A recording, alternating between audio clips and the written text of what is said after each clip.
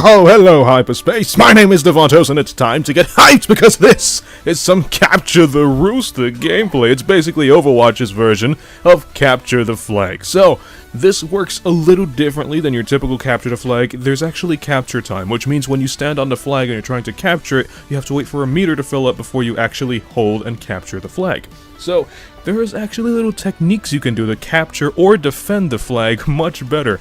And there are, well, favorite heroes to use on defense and favorite heroes to use on attack. People tend to use 76, Tracer, and Lucio on attack, and people tend to use a lot of Symmetra on defense. But I can actually assure you that Torbjorn is one of the best heroes on defense, and the reason for this is because if you take damage while you are capturing the flag, the meter will keep resetting every time you take damage. So the meter could be filling up, it could be like 90% full, and the instant you take 1 point of damage, the meter will reset back to 0 and start filling up again.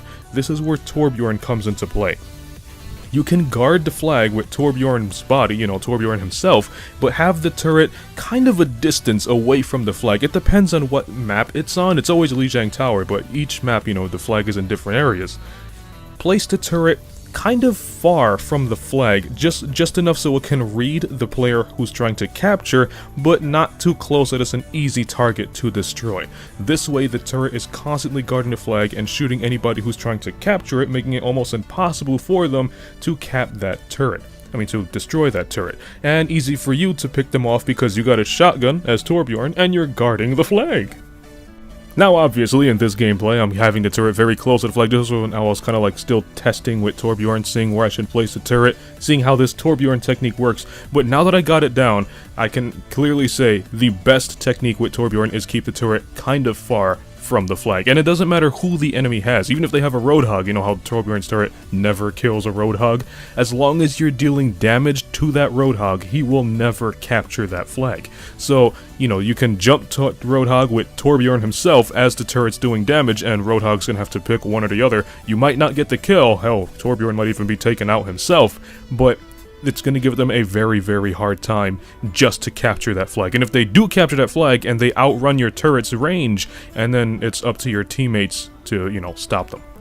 Also, with Torbjorn, he has those armor packs. Now, we all know now that Torbjorn's armor packs regenerate over time, so you can actually throw the armor packs near spawn, or at least near an area where you know your teammates are going to pass by. That way, if you have teammates who are trying to capture the flag, they can grab some armor and, well, have the upper hand on engaging an enemy while they're trying to capture that flag. And I feel like this works better than Symmetra, because even if Symmetra were to place down its shield generator, like you saw right there, if she places down that shield generator for your team, the shield generator has a select range, which means when the teammates are trying to capture that flag, let's say if the enemy's flag is outside of the generator's range, they lose their shield.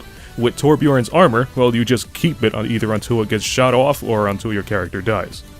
And it is insane how effective this is. I've played Capture the Rooster in all of the Lijiang Tower stages, and the only way the enemies can actually capture our objective is if they have, let's say, like a Reinhardt who protects the capture guy, and my turret obviously can't shoot them, and then the capture guy makes a quick getaway, or if they target the turret first. And we know targeting Torbjorn's turret, depending on who you have, is going to give you a little bit of a hard time to destroy it. And on top of that, the teammates would notice what you're doing, so they would tend to at least have one more defender, by like a Symmetra or a Bastion, and then they would, team up with you and protect the flag. Also, right there, Molten Core, forgot about that.